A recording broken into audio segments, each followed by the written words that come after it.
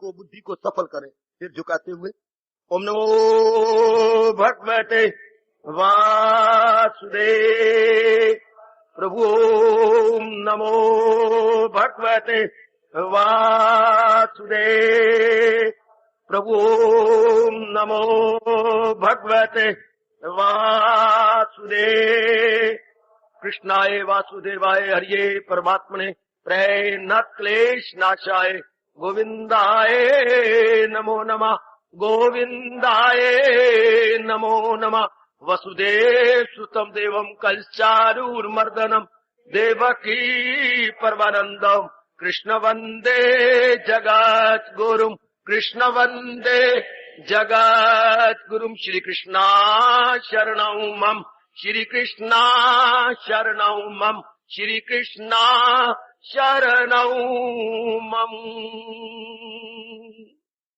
अहो भाग्यशाली देवियों तथा कल्याणकामी मेरे गीता अनुयायी सज्जनों, धार्मिक भाइयों, अब अपने मन को बिल्कुल एकाग्र कीजिए। क्योंकि मन करके सत्संग सुना जाता है, तन तो आपके एक गाड़ी है जो मन को खींच के लाई है।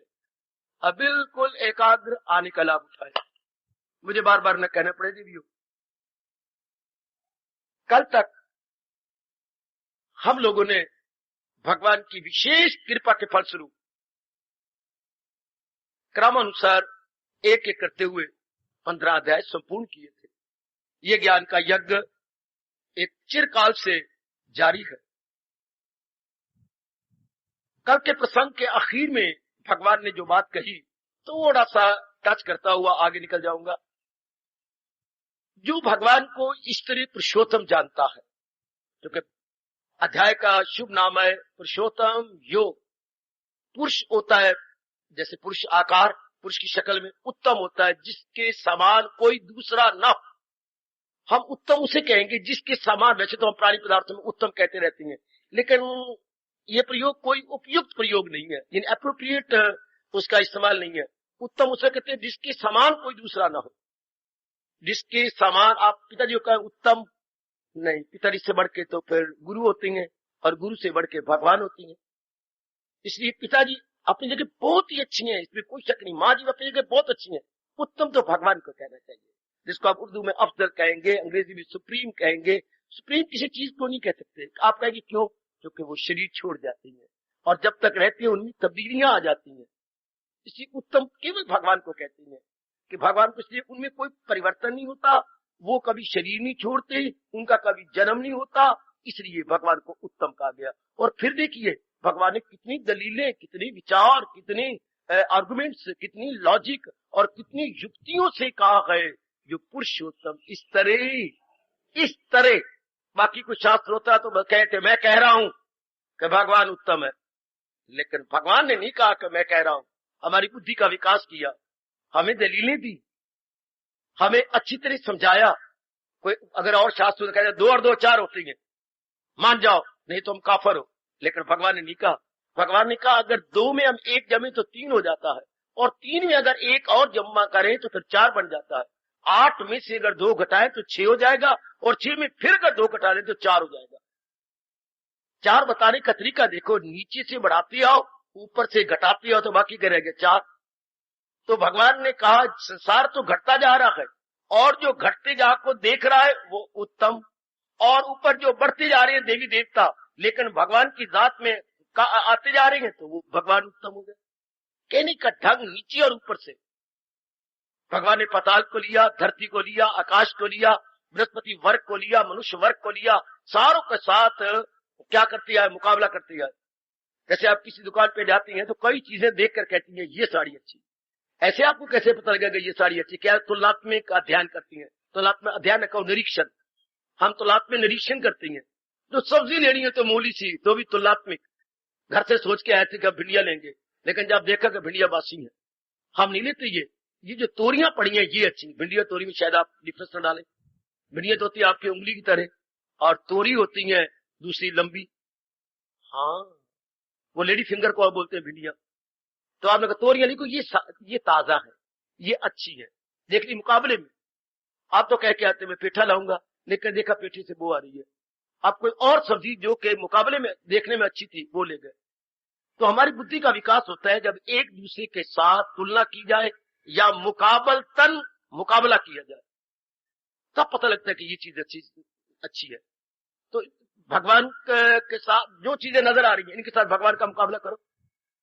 हर काम में करती तो इतनी हमारी बुद्धि क्यों मारी गई? हर काम में घड़ा लेना हो तो मुकाबला करेंगे, बच्चे को स्कूल में पढ़ाना हो तो बाकी स्कूलों के साथ तुलना करेंगे, शादी करनी हो तो जबरदस्त मुकाबला करेंगे।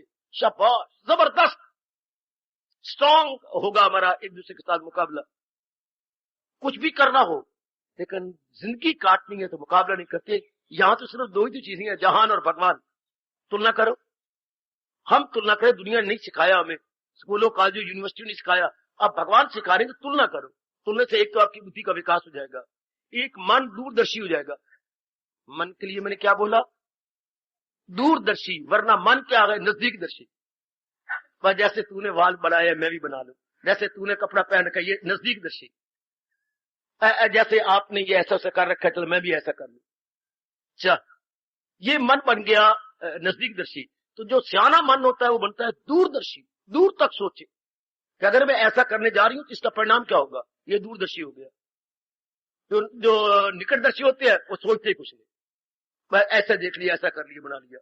दूरदर्शी भगवान को पहुंचा करती है। जो निकटदर्शी वो क्या होती है? खाना पीना भोगना। तो अगर हमारी बुद्धि में तुलना होगी तो मन दूरदर्शी, और कर्म क्या होंगे? बहुत ही अच्छे और मीठे, सुखदायी। अच्छा, बस जन्म सफल हो गया। तो महाराज जी ने इतना तुलना करने के पश्चात का पुरुषोत्तम इस तरह कहने के लिए क्या कितनी दलीलें दी? 18 श्लोक हमारे सामने रखे।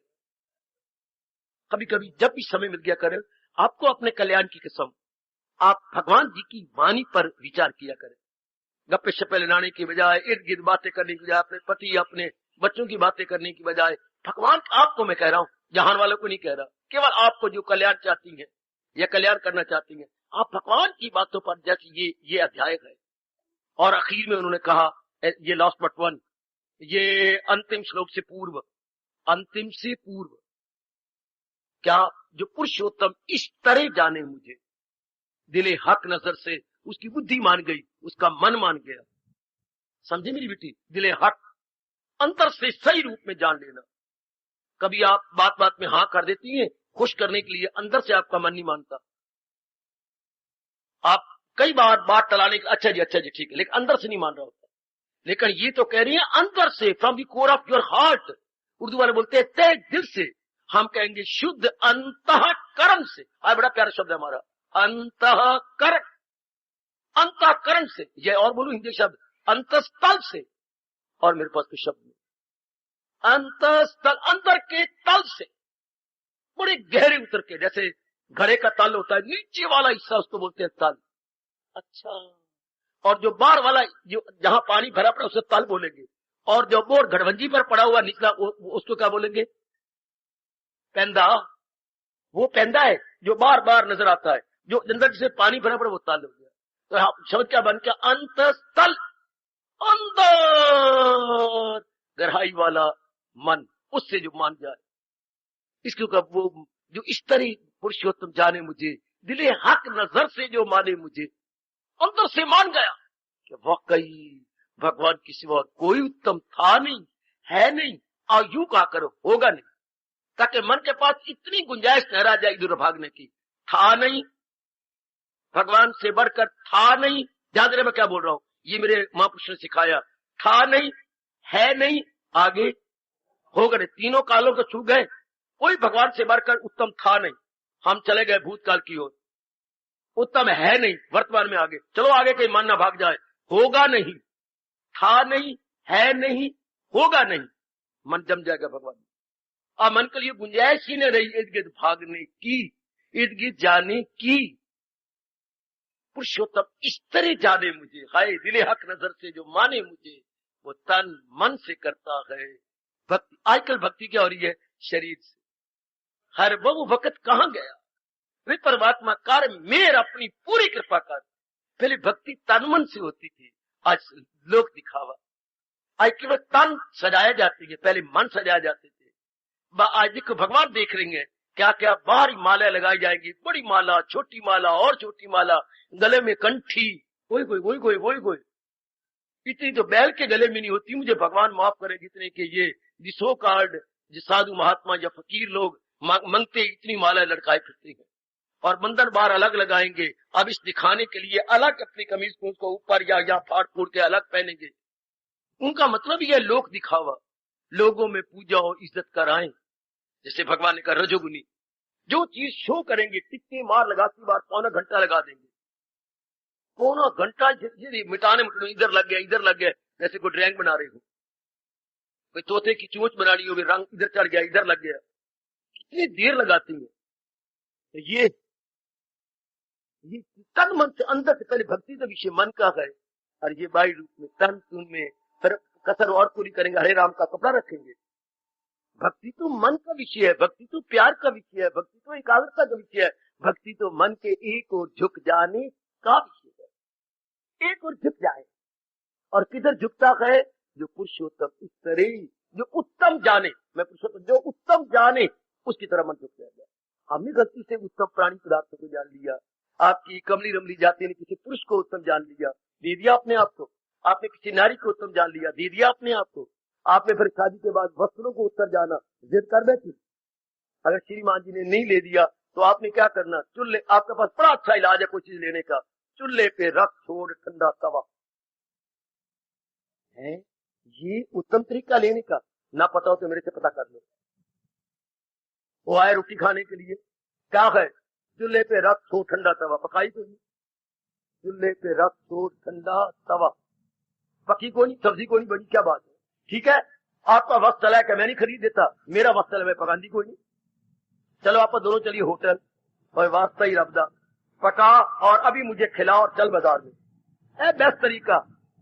ये आप किसी चीज को उत्तम माने और आप ले नहीं, ऐसी तो बात ही नहीं है। नारी का हाथ तो बड़ा मशहूर है, लेकिन आप कौन किस चीज की डिमांड करती हैं? जो आपको अच्छी लगता है। भूलती हम संसार की चीजों को अच्छी मानते रहे, हालांकि दुनिया बनाने, ये कभी ना भूलना मेरी देवियों, हालांकि दुनिया बनाने वाले हमारे प्रभु ने कहा दुनिया हर लिहाज से अच्छी होगी, पर एक इसमें अवगुण है कि ये सदा नहीं रहती, और जब तक रहती है इसमें तब्दीलियां आती रहती है। इसलिए जितने भी गुण कहेंगे दुनिया के सारे गंदे हो गए, जिससे सदा रहने नहीं, और जब तक रहना उसमें तब्दीलियां आती रहनी है, परिवर्तन आते रहना है। इसलिए दुनिया व्यवहार करने योग्य है, इतबार करने योग्य। उत्तम कहना था भगवान को, ये माँ बाप ने बताया नहीं, दोस्तों ने बताया नहीं, गुरुद्वारे के पाठियों ने बताया नहीं। हालांकि यही धर्म के ठेकेदार है ना, जो धर्म स्थान में रहे वो धर्म के ठेकेदार, धर्म के मालिक, धर्म के रक्षक, धर्म के रक्षक। जैसे मिलिट्री है देश के अमन चमन के रक्षक, पुलिस वाले है शहर में शहर के आराम और चैन के रक्षक। तो जो धर्म स्थानों पर रहते थे, यूं कह दूं तो एक पुरानी कहानी होगी, it becomes an old story. वो हमारे धर्म रक्षक थे, वो धर्म की बातें सिखाते थे। आज जो धर्म स्थान की धज्जियां उड़ रही हैं आपकी आंखों के सामने, बिल्कुल दुकानदारियां बन चुकी है धर्म स्थान का, बिल्कुल दुकानदारी, shopping, business centre, political centre, वाह।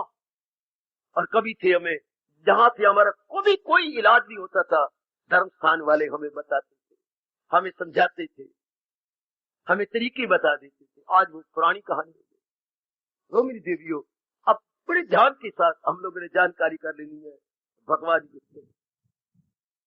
बस इस तरह पुरुषोत्तम जान दिले हक नजर से जो वो तन मन से करता है भक्ति, तन पर तो कोई प्रकट न करना, कोई बात, क्योंकि मैं घर बार छोड़ चुका हूँ, एक तरफ रहता हूँ, इसलिए महापुरुषों के बनाए हुए एक नियम को, एक लंबा सा चोला पहन लिया, एक विशेष उनकी वर्दी जैसे यूनिफॉर्म होता है स्कूलों कॉलेजों में, तो एक महापुरुषों का चलाया हुआ तरीका जो यूनिफॉर्म मैंने पहन ली, एक लंबा सा तरीका पहन लिया, लंबा चोला। अदरवाइज बारी कोई प्रकट ही न करो कि आप भगवान के भक्त हैं, नहीं, ये सारा विषय ही मन का है, सारा विषय ही अपने आप को कुर्बान करने का है, अपने आप को निछावर करने का है, अपने आप को दे देना, सौंप देना।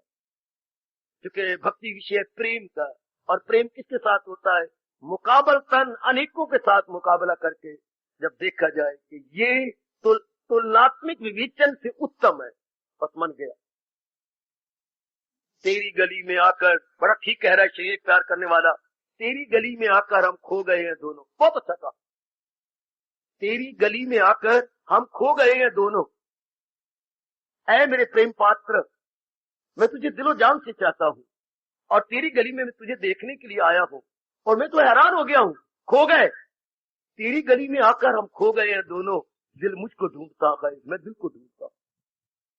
मेरा मन तो निकल गया, मेरे अंदर रहा ही नहीं। यह प्रेम का विषय, यह भक्ति और उपासना का विषय है। मन अंदर तन को छोड़ देता है और अपने प्रेम पात्र के चरणों पे कुर्बान हो जाता है, चाहे शारीरिक प्यार हो और चाहे परमात्मा का प्यार हो। वो हो गया दिव्य प्रेम, ये हो गया शारीरिक प्रेम। शारीरिक प्रेम हमेशा के लिए टिकता नहीं, दिव्य प्रेम उत्तरों उत्तर बढ़ता जाता है। ये तब तक बढ़ता है जब तक आपकी शादियां नहीं हुई, तब तक ये प्रेम बढ़ेगा, रुलाएगा, पिटाएगा। लेकिन जब शादी हो जाएगी बस फिर क्या होगा, दिन ब दिन घटने लग जाएगा। है एक बात रात की बता रहा हूं, शारीरिक प्यार तब तक बढ़ता रहता है, रुआएगा, पिटाता रहता है और खून सुखाता है, रात की नींद आराम, भूख भी गई, कब, जब तक शादी नहीं हुई। क्योंकि शारीरिक प्यार की चोटी क्या है, शादी। सुनिए, उसके बाद क्या होगा, घटने लग जाएगा। जैसे पूर्णिमा तक चंद्रमा की कलाएं बढ़ती जाएंगी, पूर्णिमा के बाद हर रोज एक एक कला घटती जाएगी। अच्छा, इसके बाद ये भगवान का प्यार जो दिव्य प्रेम है, उसमें क्या होता है, शुरू में बहुत कुर्बानी, रोना, और बाद में ये उत्तरों उत्तर बढ़ता जाएगा। तब तक बढ़ता जाएगा जब तक अपने आप को हम तल्लीन नहीं करते भगवान के अंदर। वो घटने रह जाएगा शादी के अंदर, ये बढ़ता ही जाएगा, बढ़ता ही जाएगा, बढ़ता ही जाएगा। ये नहीं घट सकता, ये और भी बढ़ेगा। ये खुमारी वो नहीं जिसे तुलसी उतार दे। अति सुंदर। तो आइएगा, वो तन मन से करता है भक्ति मेरी, हाँ, ये लग जाएगा उसके अंदर। दिले हक नजर से जो माने मुझे, और तन मन से करता है भक्ति मेरी, वो अब तन मन से भगवान का प्यारा बन जाए, वो अपने आप को जुटा देगा। जो पुरुषोत्तम इस तरह जाने मुझे, दिले हक नजर से जो माने मुझे, तो भारत समझ बाखबर है। दारात बुद्धिमान तो वही है, बाकी बुद्धिमान नहीं है। इसलिए नहीं है कि कच्ची चीजों के साथ, टूटने वाली चीजों के साथ प्यार कर रहे, इसलिए बुद्धिमान नहीं कहा जाता। बुद्धिमान वो होता है जो बुद्धि से सोचे। और बुद्धि क्या सोचती है, आप में से कोई मुझे बता दे। बुद्धिमान वो जो बुद्धि सोचे, और बुद्धि क्या होती है, तो बुद्धिमान वही नहीं कहते जो बुद्धि से काम ले। धनवान कौन, जो धन से काम ले। विद्यावान कौन, जो विद्या, मैं क्लियर कर रहा हूं, विद्यावान कौन, जो विद्या से काम ले। धनवान कौन, जो धन से काम ले। नादान कौन, जो मूर्ख बन के काम ले। तो बुद्धिमान को जो बुद्धि से काम ले। और बुद्धि का काम क्या है, उचित अनुचित में तमीजी करना और उचित आपसे करवाना। अगर उचित अनुचित में तमीजी करे और उचित ना करे तो बुद्धिमान नहीं आप। काका करना है क्या और ना कर दिया, पता लगे ये करना है और ये करवा ले आपसे, तब आप बुद्धिमान होंगे। लोग मुंह से बातें तो बनाती हैं, लेकिन जो बनाती हैं वो करते नहीं है। बुद्धिमान वो जो मुंह से कहे और वो करे, करके दिखाए, उसको बुद्धिमान कहेंगे। आपको विदुषी कहेंगे, वो नारी बड़ी विदुषी है, बहुत ही बुद्धि वाली है, लेकिन बुद्धि की बात करते वैसे करें भी सही, वैसे बना ले, तो वो भगवान कहते बाखबर है वही, वो तन मन से करता है भक्त, वो भगवान के भक्त है। और बड़ी जल्दी तलीन जाती है। आजकल तो दिन ब दिन भगत घटते जा रहे हैं मेरे बच्चे। ये मंगते नहीं, भिखारी नहीं, ये तो एक चोला बना हुआ रोटी खवाने के लिए। जो यथार्थ रूप में प्रहलाद की तरह भगत, नारद जी की तरह भगत, विवेकानंद जी की तरह भगत, गुरुदेव स्वामी रामकृष्ण जी की तरह भगत, रामकृष्ण परमहंस जी की तरह भगत, कबीर और तुलसीदास की तरह भगत, जिन्होंने पूर्ण पेन अपने आप को मीरा जी की तरह दे दिया, ऐसे दिन ब दिन घटते जा रहे हैं। दिन ब दिन और भी कम, और भी कम, और भी कम। तो आइए, जब भगवान जी ने जो चोटी का शास्त्र सुनाया है, इसके अनुसार अपने आप को ढाल। फिर आखिर में कहा, तो महाराज जी ने कहा क्या, फराए से अपने सुबक दो। वो साहिबे होश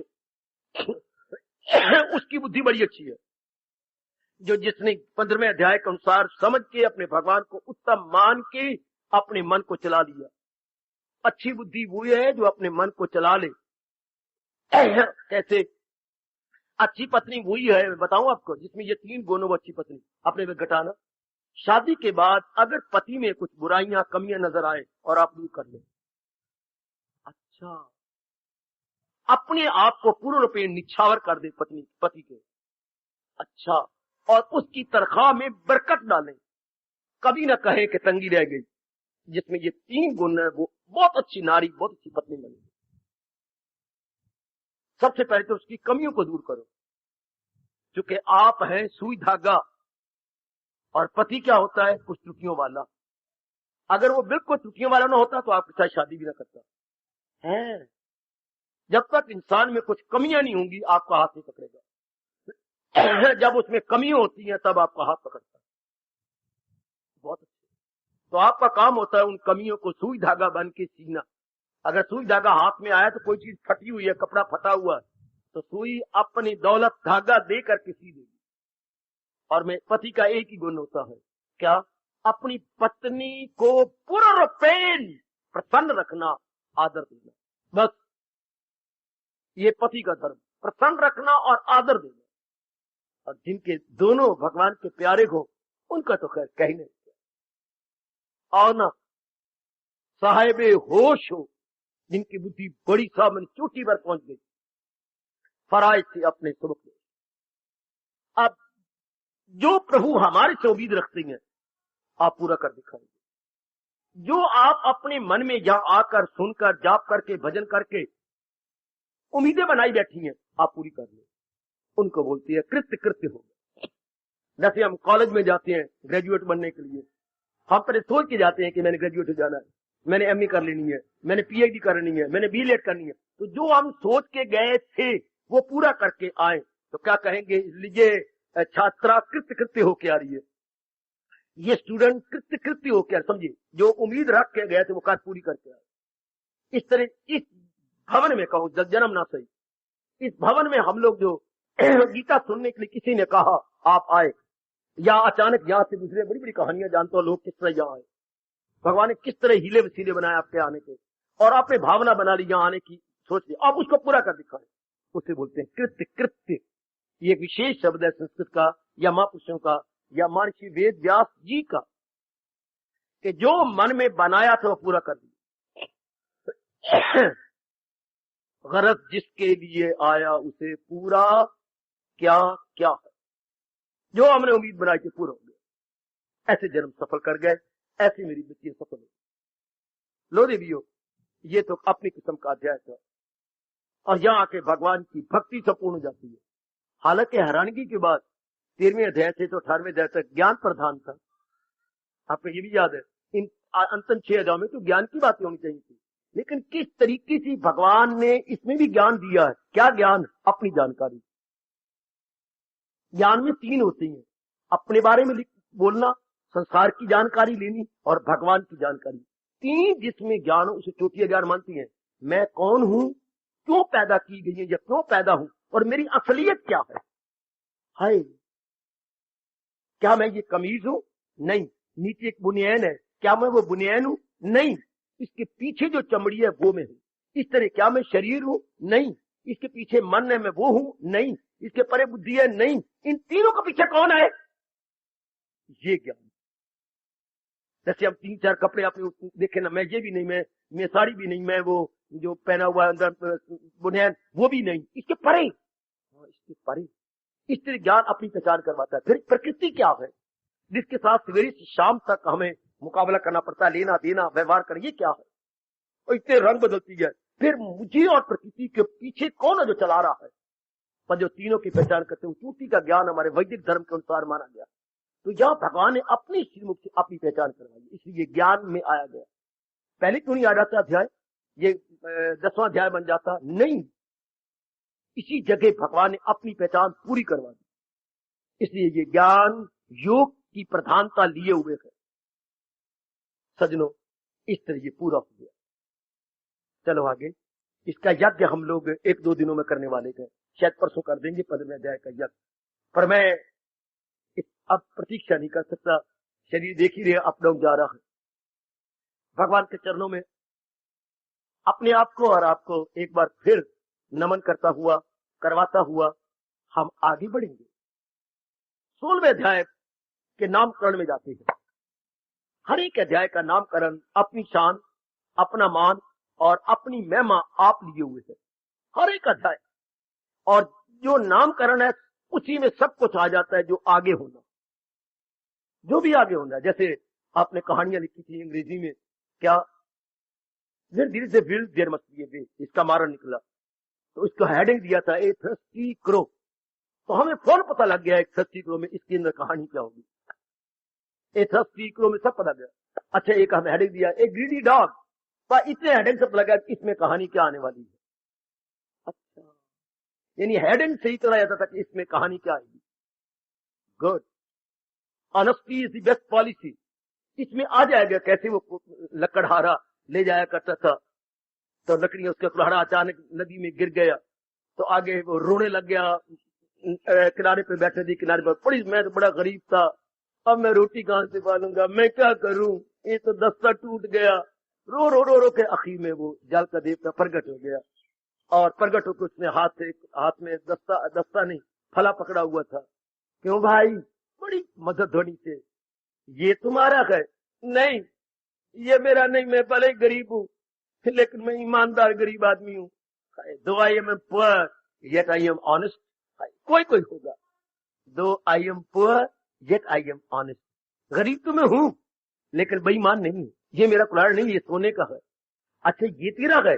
ये भी मेरा नहीं, ये चांदी का है। तो जल देवता, वरुण देवता बड़े प्रसन्न हो गए कि हाँ, मैंने इतना प्रलोभन दिया और ये प्रलोभन भी नहीं आया, तो फिर ये तेरा? हाँ, ये मेरा है, मुझे दे दो, मैं गुजर करूंगा घर का, मैं तेरे पे बहुत प्रसन्न हूं। तो ये भी ले ले, और पारितोषिक में ये सोने का भी ले ले और चांदी का भी ले ले, वो आपकी मर्जी। जा अपनी गुर्बत काट, और जब कभी कठिनाई हो तो मुझे बता देना, मैं जल देवता हूं, वरुण देवता हूं। अच्छा, घर में जाकर इर्द गिर्द को पता लगा, क्योंकि घर वालियां मुंह में मन में नहीं रह सकती। घर वाले ने कहा भी था बताई ना, बस आप कितने होशियार है। देख पार्वती, तेरे से तो मुझे बड़ा प्यार है ना। हाँ, मैं तुझे एक बात बता रही हूँ, बताना ना। भाई, इस तरह बात सारी गली में चली जाएगी, आप रख नहीं सकती अपने मन के अंदर। तो इस तरह हमारे घर में उसने अपने घर वाले को बताया, देखिए घर वाले जी, आप तो, आपसे मुझे प्यार है कोई नहीं, पर मैं बता रही हूँ, बताना ना किसी को। अच्छा, स्त्रियों को इतना बड़ा सोना मिल गया, चल मैं भी जाता हूँ। तो वो भी एक बनावटी डुप्लीकेट वुड कटर, डुप्लीकेट हमारा डुप्लीकेट क्या है भाई, डुप्लीकेट वुड कटर, वो पहुंच गया। हाँ, उसने भी जानबूझ के अपना वो डाल दिया और रोने लग गया झूठी मूठ।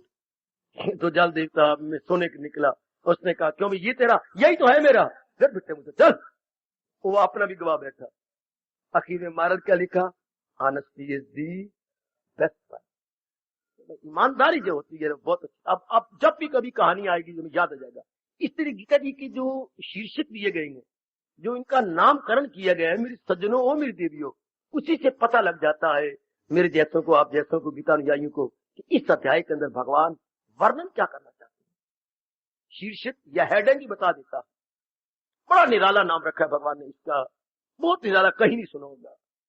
दैव आसुर संपुट विभाग योग, दैव को अलग कर दो, देवता से बनता का दैव ना बनाओ, एडजेक्टिव बन गया शिक्षण। देव, आसुर जो सुर होता है देवता, आसुर जो देवता नहीं है राक्षस, आ लगा दिया, उसके अर्थ विपरीतार्थक हो गए। उधर देव और असुर, देवता और राक्षस, संपत्ति, देवताओं की दौलत, देवताओं की क्या दौलत होती है ध्यान देना, और राक्षसों की क्या दौलत होती है, देव असुर संपुट विभाग, इन दोनों को अलग अलग करेंगे। ये तो पत्थर होती हैं, और ये हीरा होता है, हीरा भी पत्थर होता है देवी, लेकिन पत्थर में, उस हीरे में चमक होती है, पत्थर तो पत्थर ही है। इस तरह देव पुरुष कौन होती हैं और राक्षस कौन होती हैं, इनमें जो विभाग करता है योग, वो मालिक के संग मिल जाता है। हाय मेरा रब्बा, बहुत अच्छी हुई। ये अध्याय का नाम है। दैव न बोलो आप, देव तो एडजेक्टिव बन जाता है ना बेटी, शब्द तो देव है। फिर असुर, देव मैंने देवता, असुर में राक्षस, संपत्ति मैंने उनकी जागी, उनकी प्रॉपर्टी, उनकी संपत्ति। संपत्ति का विपरीत अर्थ क्या है, विपत्ति। संपत्ति और इसका अपोजिट शब्द है विपत्ति। विपत्ति कहां आती है? जिसके पास संपत्ति नहीं। संपत्ति के नाम दौलत नहीं, मैं बताता हूं आपको। ये दौलत मिटने वाली, जाने वाली, चोरी हो जाने वाली, ये दौलत नहीं। ये तो दो लत्ती मारती है। दो लत किसने क्यों अच्छा बनाया? आती है तो बड़े दुख दे के आती है, आती है तो लत्ते मार के जाती है, तो भी मुंह पर आती वक्त मुंह पे लत। ये तो कुछ और किस्म की है। क्या? देवताओं की दौलत गुण होते हैं। और सुन लो नेक जीवो, फिर न कहना किसी रब दे प्यारे ने बताया नहीं था। जो नेक पुरुषों की दौलत क्या है? गुण, गुड क्वालिटीज। गुड क्वालिटीज, ये वो गुड क्वालिटी है जो सोने हीरे चांदियों से खरीदी नहीं जा सकती। आप पे जो मधुर बोलने की आदत है, मधुर व्यवहार है, हाँ, ये दौलत से थोड़ी खरीदी जाएगी। आप जो सच्चाई की पुतली हैं, जाप करने वाले हैं, भजन करने वाले हैं, दान देने वाले हैं, नेक कर्म करने वाले, ये दौलत से थोड़ी, ये आपकी दौलत है। क्या? शुभ इरादे, शुभ विचार, शुभ कर्म, शुभ व्यवहार, शुभ जाप, शुभ उठना, शुभ जागना, शुभ व्यवहार करना, शुभ नेकी करना, ओए मेरे रब्बा, ओए शुभ दान देना, शुभ वाणी सुनना, ओए मेरे रब्बा, सब शुभ शुभ शुभ शुभ शुभ। जब किसी के दिन अच्छी आती हैं तो चारों ओर अच्छाई आती है, और जब बुरे दिन आती है तो कहीं सुना होगा क्या क्या क्या क्या, बुराई अकेली नहीं आती, अपने साथ फौज लेके आती है। कभी अंग्रेजी पढ़ा था आपने? Misfortune never comes alone. बदकिस्मती के दिन होती है तो अकेली नहीं आएगी, साथ अपने बहन भाई पति पत्नी को लेके आएगी। यानी कठिनाई एक नहीं आएगी, कठिनाइयां आएंगी। है, बुरा दिन नहीं होगा, बुरे दिन होंगे। है मिसफॉर्च्यून, बदकिस्मती। बस ये नहीं, बदकिस्मती क्या होगा? पति भी बीमार हो जाएगा, आप भी बीमार हो जाएंगे, हाँ, बच्चे की हड्डी टूट जाएगी, हाँ, धी जो है उसको घर वाला निकाल देगा। इसको बोलते हैं मिसफॉर्च्यून। Never come alone. बुरे दिन एक करके नहीं आते, कई दिन बुरे आ जाते हैं। तो हम देवताओं की संपत्ति क्या है? गुण ही गुण। अच्छा जी, तो राक्षसों की संपत्ति क्या है? अवगुण ही अवगुण। उनमें अवगुण ही अवगुण होती है। जितने अवगुण आप अंदाजा लगा सकती हैं, शायद आप अनुमान भी ना कर पाए, जिनमें राक्षस के अवगुण होते हैं। और आज भगवान सुन रहे गए, जो मुझे बुलवा रहे गए, आज देवताओं का समय नहीं है, राक्षसों का समय है। आज इंसान, मेरे व्यास जी मुझे क्षमा करे, ये राक्षसों का वक्त आ गया। ये तो देवता भी मुंह में उंगलियां डालनी है मुझे, भगवान की कसम। आपको देखकर और मुझे गीता सुनाते हुए वो मुंह में उंगलियां डालती है। घोर कलयुग, जबकि दिन प्रतिदिन अवगुण ही अवगुण बढ़ते जा रहे हैं। बुद्धि से, मन से, तन से, क्रियाओं से, व्यवहार से, धन कमाने से, छल वल कपट, चोरबाजारी, अत्याचार है। ऐसे विचित्र और विलक्षण समय में देवताओं के गुण पकड़ना, देवता भी हैरान होते जा रहे हैं। हाँ, ब्रह्मा की ब्रह्मानी, विष्णु की लक्ष्मी और हमारी शिवानी, शिव जी की, सारी मुंह में उंगलियां ले रही है कि नारी। और कलयुग, वो भी अपने पति के कंधे को पकड़ के कह रहे, ऐ देखो ना। हाँ, देख रहे हूं, हैरान हो रहा हूं।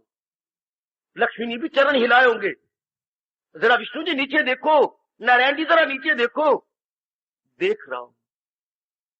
घोर कलयुग, फिर आपको विरक्ति नहीं है, वनवासी नहीं है, आप गृहस्थी हैं, जिम्मेवारियों में है, और आपको गीता सुनाई जा रही है। 2 दिन से नहीं, 2 महीने से नहीं, 2 सालों से नहीं, कई वर्षों से, शाबाश, लगभग 40 वर्षों से गीता, एक ही शास्त्र लगातार। शाबाश। तो वक्त तो जा रहा है राक्षसों वाला, जबकि काम, क्रोध, मोह, लोभ, अहंकार, ये गंदी वृत्तियां का बोलबाला। उन दिनों आप नारी के चोले में या फिर बूढ़े बैठे होते, कंडेम माल सारा माले का वो भी नहीं है, बूढ़े उल्टे कम है, एक युवक ज्यादा है, यंगस्टर ज्यादा है।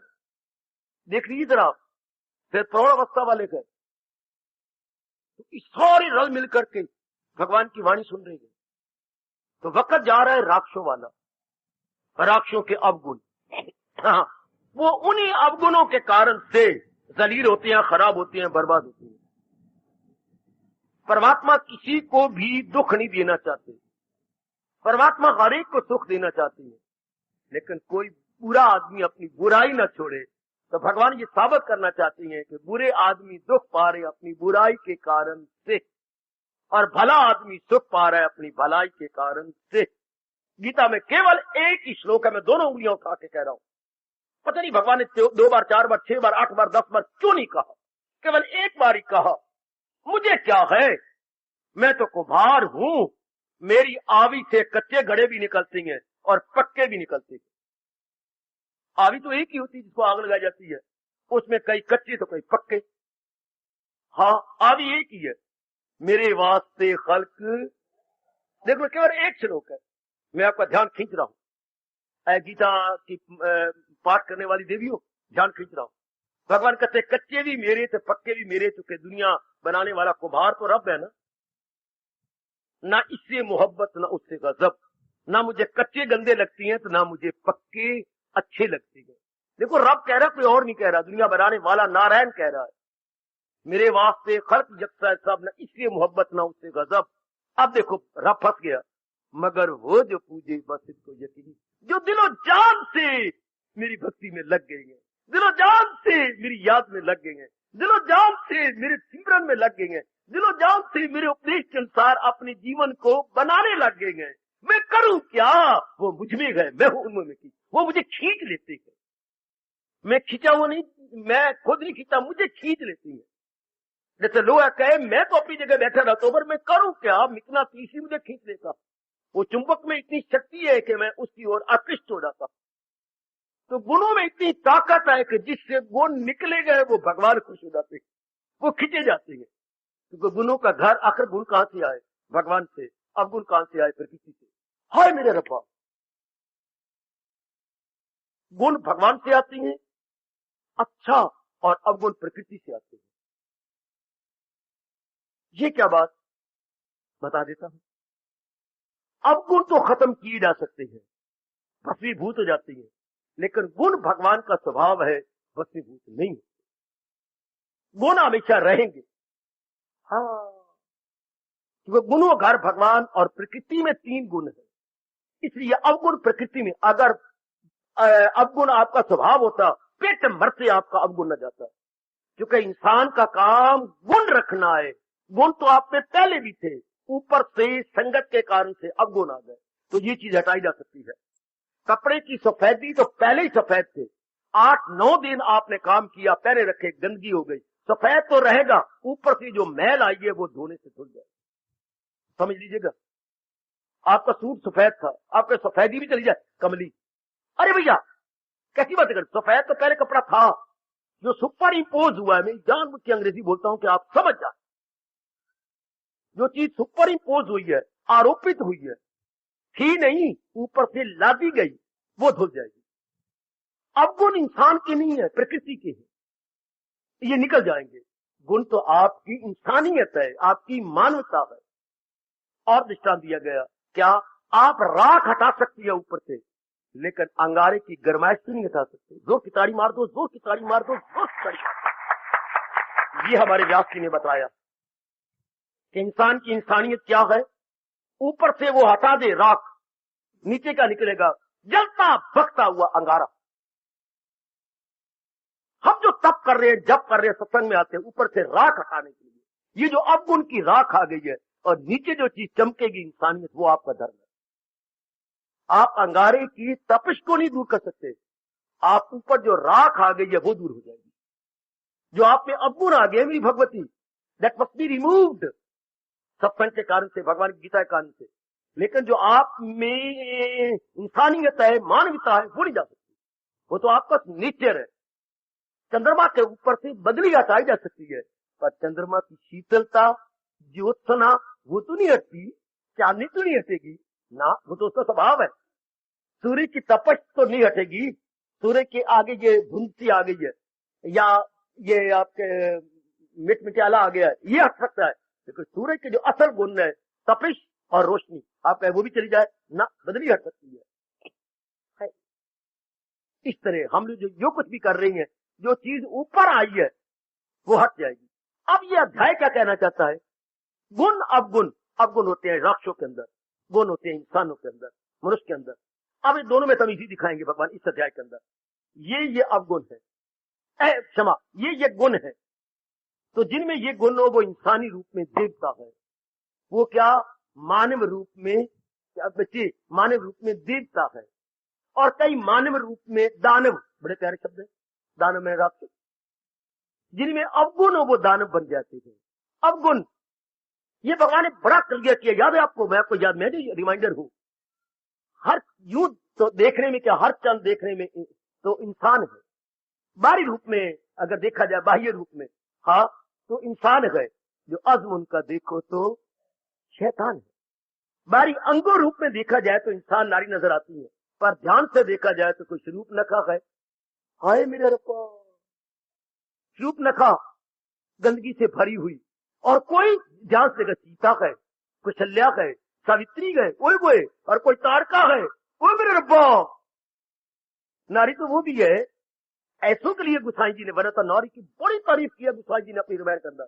लेकिन एक जगह ये भी कह दिया, ढोल गवार पड़ा शूद्र पशु नारी ये सब तारण के अधिकारी।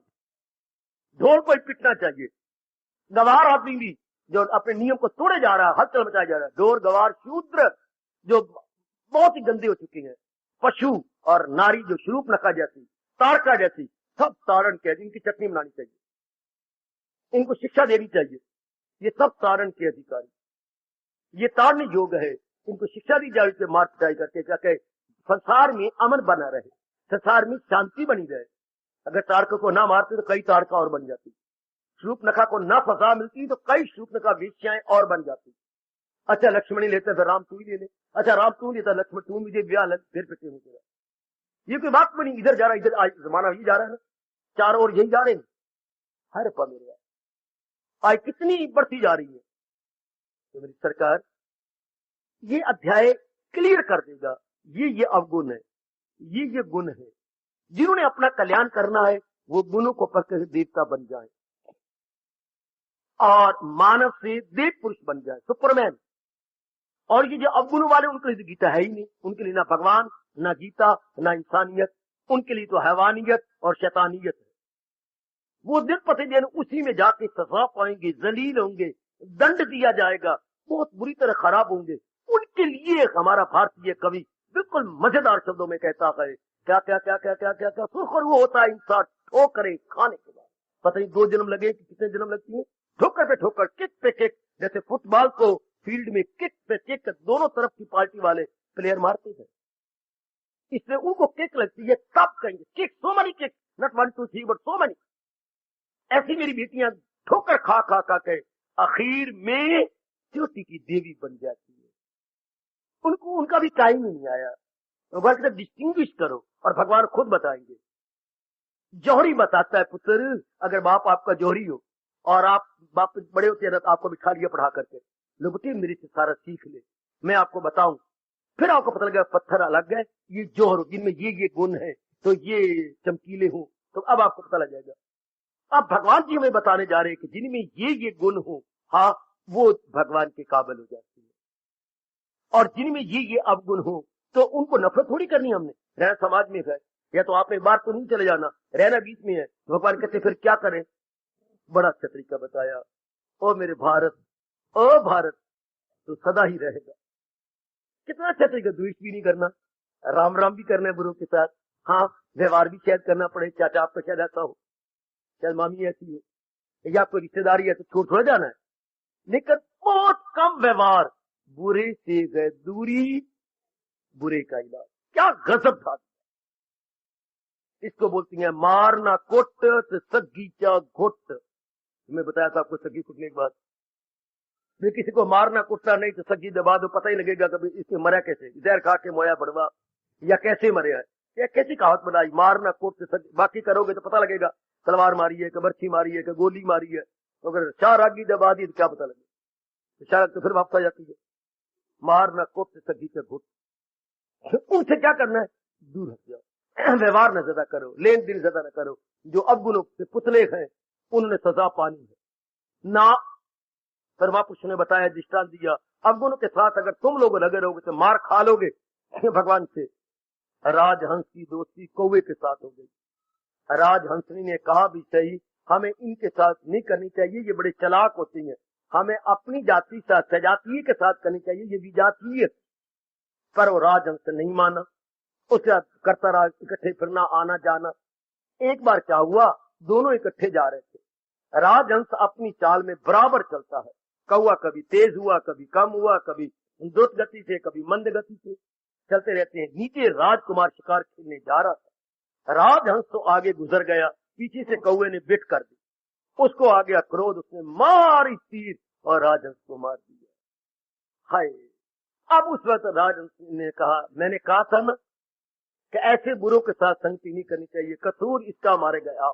इससे नेक पुरुष जो बद आदमियों करते रहती हैं, बद आदमी तो अपनी बदी से उस वक्त तो बच जाता जब पीछे सजा पाए, लेकिन उस वक्त आप सामने आ जाते, मार खा लेते। इसलिए कहा गया भारत में, बुरे से दूरी, बुरे का इलाज।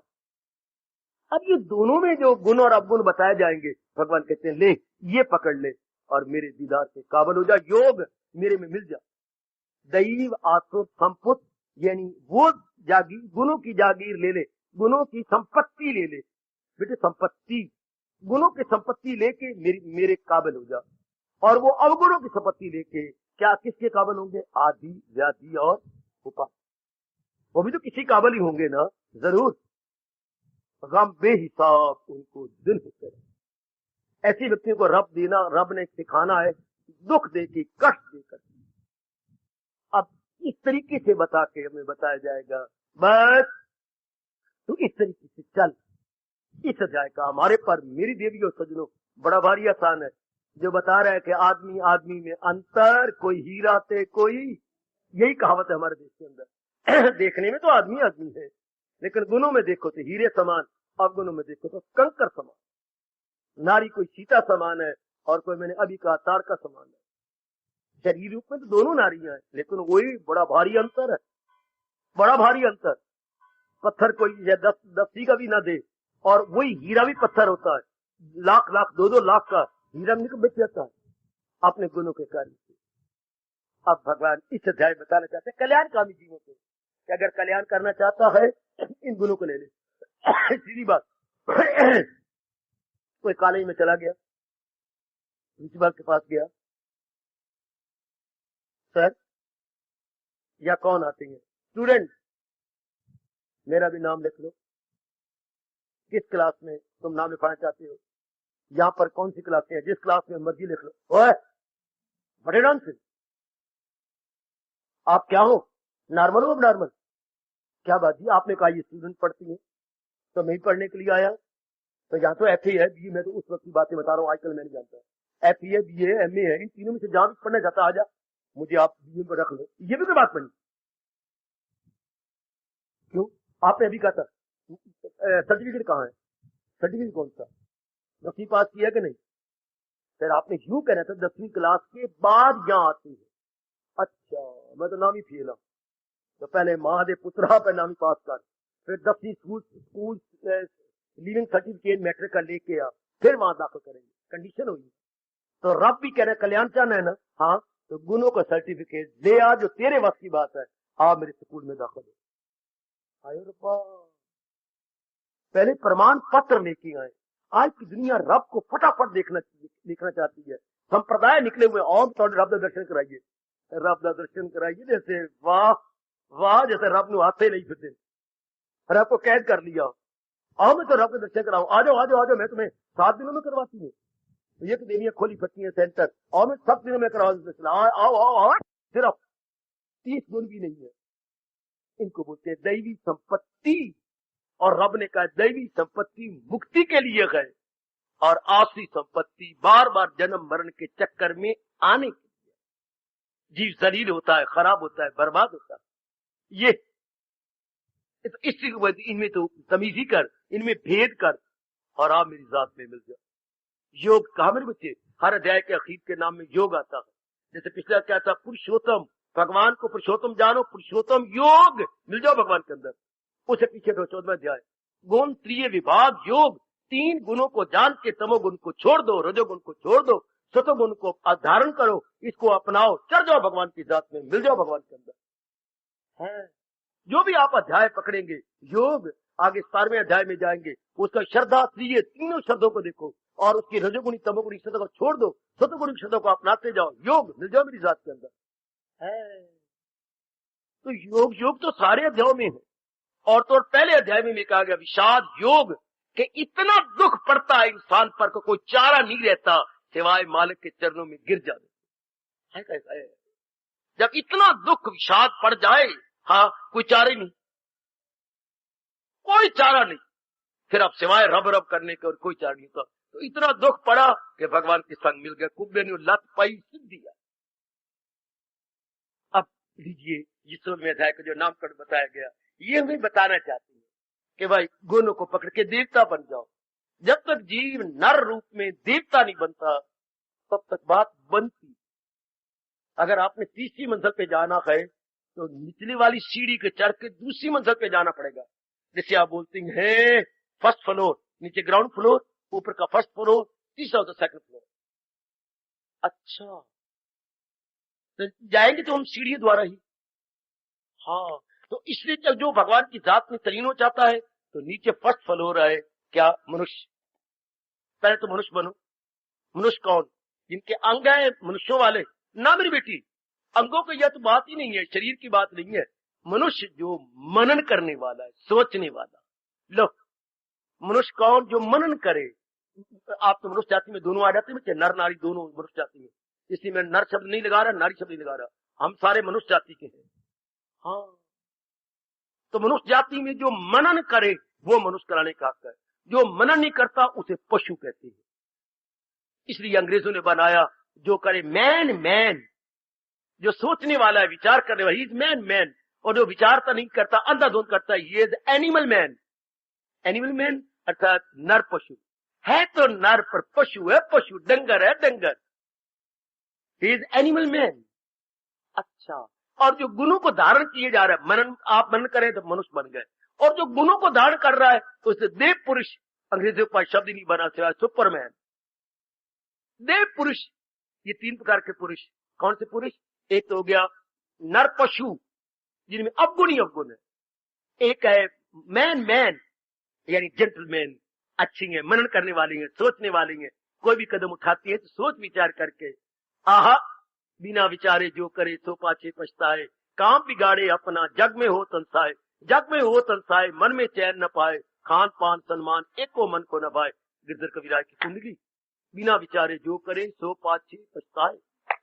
अब विचार जो करता है उसको हम मनुष्य कहते हैं, और जो गुण धारण कर लेता है वो सुपरमैन अर्थात देव पुरुष। अब पहली कैटेगरी क्या है? एनिमल मैन की। दूसरी कैटेगरी क्या है? मैन मैन की। तीसरी कैटेगरी है सुपरमैन की। अब भगवान हमें सुपरमैन बनाना चाहते हैं अर्थात देव पुरुष बनाना चाहते हैं। देव पुरुष कौन? मैं कहता हूं धनाढ़ कौन? जिसके पास धन वो धनाढ़। विद्वान कौन? जिसके पास विद्या वो विद्वान। अच्छा महात्मा कौन? जिसके पास भगवान वो महात्मा। महाआत्मा यस्य महात्मा, जो मेरे ऊंचा चढ़ गया भगवान की जात में मिलता जा रहा उसे महात्मा। न कपड़े कुपड़े और माला मुला नहीं, आत्मा अर्थात अंतःकरण जिसका महान हो गया। देख लो अर्जुन को भी, महारथी को भी संजय ने महात्मा कहा आखिर 18वें अध्याय में, क्योंकि उसका अंतःकरण ऊंचा चढ़ गया, ऊंचा निकल गया। शिमला कहाँ है? ओ धरती की काफी ऊंचाई पर शिमला है, कितने सैकड़ों फीट ऊपर, उसे शिमला कहती है। अच्छा तो महात्मा जो तन मन से ऊपर उठ के गुणों में निकल गया है उसे बोलते हैं great man. Not an ordinary man but great man. Great अपनी ग्रेटनेस से ग्रेट, हाय ग्रेटनेस से ग्रेट, वो बहुत ऊंचा निकल गया। शाबाश आइएगा। तो ये गुण जो बता रही इससे इंसान सुपरमैन बन जाता है, देव पुरुष बन जाता है। उसके बाद बस भगवान कहते हैं अब तुझे और कुछ नहीं करना, बस तेरी भावना पूरी हो जाएगी जो आप गाया करती हैं, तुम हमारे सामने और हम तुम्हारे, मतलब तुम हमारे सामने तो आमने सामने, तुम हमारे सामने हम तो आमने सामने, जीप चली ये भगवान तरीका बताती हैं अपनी जात में तलीन होने का, या हमारे कल्याण का तरीका, हमारी बेहतरी बहबूदी या बेटरमेंट का तरीका भगवान 16वें अध्याय में क्लियर कर रहे हैं। और फिर आगे विस्तार भी किया, क्या है नालायक और मूर्ख, अगर तू शारीरिक, मानसिक, पारिवारिक, सामाजिक दुख पा रहा है तो अपने इन अवगुणों के कारण से, अवगुणों का बड़ा वर्णन किया कि तुम जो बकवास करते हो, तुम्हारे इरादे गंदे, तुम्हारे विचार गंदे, तुम्हारे हर बोल गंदा, तो तुम दोनों जलील और खराब हो। और उनका बड़ा विस्तार किया, उनका एक एक जो इरादे होते गंदे आदमी को कैसे गंदगी मचाती है, कैसे उनके विचार गंदे हैं, कैसे मेरी बच्चियां गंदगी मचाई फिरती है, भगवान बताएंगे।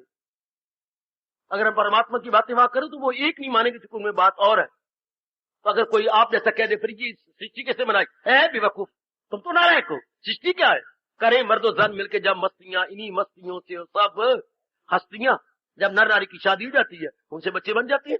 रब का क्या दखल, रब कौन होता है, शाबाश, और उनमें अहंकार भरा होता है, हाँ, और बड़ी बड़ी गंदी बातें बनाएंगे, हाँ, क्योंकि न सत्य उनके अंदर, न पाकीज़ापन, मुबर्रा है शाइस्तगी से चलन, बिल्कुल ही गुनों से ऊपर उठे होते हैं, अब गुनों के भरे हुए, और अपने पास हमेशा चाटुकार बिठाई रखेंगे, झोली चुक चाटुकार। क्यों भाई, जो मैंने काम किया महाराज, आप किसी वाला कौन कर सकता है, भला कौन होता है मेरा हरीफ, मजे ले रहा हूं मैं यज्ञ दान से, ऐसा कोई दानी होगा नहीं महाराज, एक दानी या तो हुआ था, मशहूर है हमारे भारत में, कारण या उसके बाद आपका नंबर। एक और ऐसी बकवास करती है जो झोली चुक है, उनके चाटुकार है, ऐसी बढ़ चढ़ के बातें बनाएंगे, पिट्ठू उनके चमचे। अच्छा, भगवान उनकी विस्तार पूर्वक बातें करेगा, वो विस्तार करेंगे, इसलिए वो भगवान कहती हैं गम बेहिसाब इनको दिन हो के ये है पेनल्टी। अगर हम रेलवे ट्रेन में जा रहे हैं, कोई बात ही कोई नहीं, अरे झोटी तेरी अच्छी सेहत है, क्या तू झोटी इसलिए थी कि ये मैंने सोचा बाबा, एक मेरी बेटी ने बताया, क्या मैंने सोचा ये लगी मेरे में इतनी ताकत है, क्या मेरी भुजाओं में बल है कि इसको खींच लूं, मैंने खींच ही लिया, तो वो तारे आगे आगे गड्डी खड़ी हो गई, तो अगले सारे आए, गाड़ी खड़ी होगी, किसने खींची, मैंने खींची, शर्म से मेरे को समझती हुआ, क्यों, मैं देखने लगी कि मेरे में इतनी भुजा में ताकत है कि मैं खींच सकती हूँ, तो मैंने खींच ली, तो खींच तो लिया लेडी, हाँ, लेकिन पनिशमेंट लिखी हुई है कि आपको पेनल्टी देनी पड़ेगी 100 रुपए या 200 रुपए की। कोई बात नहीं, मेरे पास 500 रुपया है, 100 ले ले, मैंने आजमा तो लिया कि मैं खींच सकती हूँ। तो अगर आपने नियम तोड़ा गवर्नमेंट का तो पेनल्टी भी तो लगी। अगर रब ने दुनिया बनाई तो कुछ नियम बनाए हैं, और जो नालायक और मूर्ख इसको वायलेट करती है तो रब कहते ठीक है पेनल्टी भी ले, penalty in other words punishment from almighty. रब ने खड़े होकर पनिशमेंट नहीं देनी, उसने बुद्धि को खराब कर देना है, मन में चिंताएं खड़ी कर देनी है, तन पे नाना प्रकार के रोग ले आने हैं। यह है भगवान की ओर से पनिशमेंट, भगवान की ओर से पेनल्टी। ये गवर्नमेंट तो आकर के आपको पनिशमेंट देगी, penalty you will have to suffer, दंड देगी, लेकिन भगवान ने तो आपको सजाएं बस दे देनी है। ये बड़ा निराला अध्याय, बहुत ही कमाल का अध्याय। पर इसमें जो एक बात रब ने बताई है, आपको क्या चाहती हो तुम, भगवान इस जन्म में तुम्हें अपना कल्याण चाहती है, इन गंदी वृत्तियों के अधीन न हो, इन्हें छोड़ इनमें ना। कितने प्यारे बोल है मेरी माताओं, मेरी नेक बेटियों, मेरे बुजुर्गों और मेरे कल्याणकामी धार्मिक भाइयों, चूम लो, चट लो। पहले चूमते रहो माँ को, पिताजी को, बहनों को, भाइयों को, पत्नी को, पति को, पुत्रों को और देवी देवताओं की मूर्तियों को। अब तो चुम लो इन श्लोकों को जो ये कह रहे, सिर पे माथे रख लो। क्या, इन्हें छोड़ इनमें न जाना कहीं, क्यों न हस्ती को अपनी। क्या कमाल की चेतावनी है। 5,500 वर्ष गुजर गए भगवान जी का गीता को उच्चारण किए हुए, लेकिन अब तक तरोताजगी है कि नहीं, तब तक गरमाइश पूरी गीता जी के अंदर है। इन्हें छोड़ इनमें न जाना कहीं, हमें कहा जा रहा है कि हम अपना कल्याण जो चाहते हैं, हम अपनी बेहतरी और भलाई जो चाहते हैं, अगर शहर में बाइज्जत होकर जीना में चाहिए, हाँ, तो गंदे कर्म न करो। अगर एक अच्छी लड़की बन के रहना है, माँ बाप को कलंक लगे, आपको कलंक लगे, बूढ़ी कर्म करने, जहर खा के मर जाना, पर कलंक वाले कर्म नहीं करने। ना बेटे, हाँ बाबा, हम जानते नहीं है, फिर जानते हैं कि ये कर्म करे कलंक लगेगा, ना मैं नहीं करना चाहता, ना बिल्कुल भी नहीं, हरगिज भी नहीं। ऐसा बात ठीक हो गया, बड़ी अच्छी बात। तो भगवान कहते अगर कल्याण करना है तो ये कलंक वाली बात नहीं है, ये नहीं करनी, इनसे बचे रहना है। अगर गंदी वृत्तियों से बच जाओ तो बाकी क्या रह गया? क्या? Noble, healthy and sound qualities. यही परमात्मा आपसे उम्मीद रखते हैं कि ये लेके आ जाओ। कोई भी चीज हमने प्राप्त करनी हो, आखिर में कहना चाहता हूं मेरे सजनों, मेरे देवियों, तो रब हमें हमारे अंदर बिठा देना चाहता है। कृष्ण कोई भी प्राप्त करनी हो, हाँ, तो अपने मन में ये रखो मैं अधिकारी बन जाऊं, रब आपकी झोली में डाल देगा। फर्स्ट डिजर्व नाउ डिजायर, कभी नहीं भूलना पड़े लिखेंगे। भगवती मैंने बड़ा लाभ उठाया महापुरुषों के इन तजर्बा से भरे हुए शब्दों का। कुछ भी चाहती चाह, हाँ, लेकिन ये देख मैं अधिकारनी बन गई हूं। ऐसा गंदा वक्त जा रहा है कि अधिकारनी में बनती नहीं और इच्छा करती हूं मैं दुख पाती हूं। चाहो अगर तुम शादी करना चाहती हो मैं अधिकारनी बन गई, अगर तुम बड़ी अच्छी डिग्री लेना चाहती हो यूनिवर्सिटी तो मैं अधिकारनी बन गई, अगर तुम बहुत अच्छी नौकरी लेना चाहती हो तो ये नहीं कि सिफारिशें करो, धन लड़ाओ, धक्के खाते रहो, उनके तलुए चाटते रहो, गलत। फर्स्ट डिजर्व मैं अधिकारी बन गया हूं, इसके बाद हम अब कल्याण करना चाहती हैं। हार्दिक धन्यवाद।